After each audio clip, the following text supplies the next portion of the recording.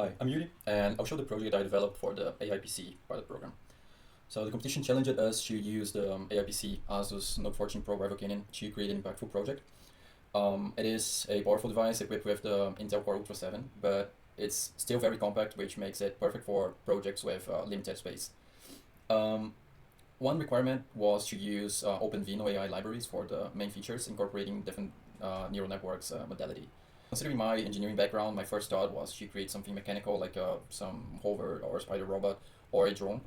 And in my previous hackathon, I worked on a platform for organizing food delivery using drones. So I thought, why not approaching this time the other side of this project and focusing on the drone pipeline perspective. And then with a systems engineering approach, I came up with the first mission, which was using three models for two tasks each. So for the computer vision, I would use it for the navigation and securing deliveries to the correct person. For the NLP, I would use to engage in conversations with customers and enable other languages. And for the audio, it would be used to a hands-free interaction and visual-free interaction as well. So here is the Nook with the drone frame that I bought to create a physical prototype to see how it would look like. And focusing more on the software side, let's check a brief demo of what was developed in this period of time. Okay, so first thing you're gonna do is to start our API servers. So I'm just gonna set it to start. We're using GPU here to run our Qwen2 Audio 7B model. Basically, it is taking some audio input to deliver an answer for the user. And what we are using here is a compressed model of this Qwen2 using this configuration on OpenVINO. And yeah, once the server starts, we are good to go. Yep, we're good to go to the front end where we can set the input device. So I would like to order a food for my dinner, Asian cuisine with medium spiciness level, no data restrictions, no allergies, and just give me the dish name as an answer and nothing else. Just give me the dish name.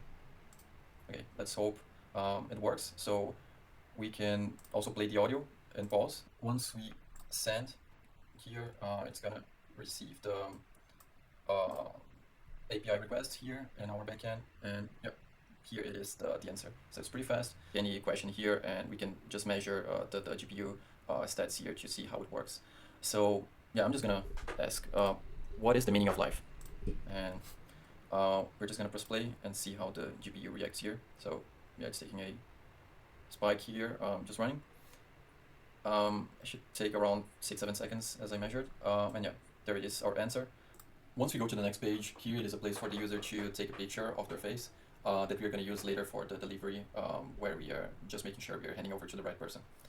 All right, then we just finished the order and we move on to the flying section. So for the flying features, basically what I did was to use an infrared camera to track the movements of my hand and use those coordinates to associate with the signals of yaw, roll, pitch, and throttle, to which are all the signals that you need to control a drone.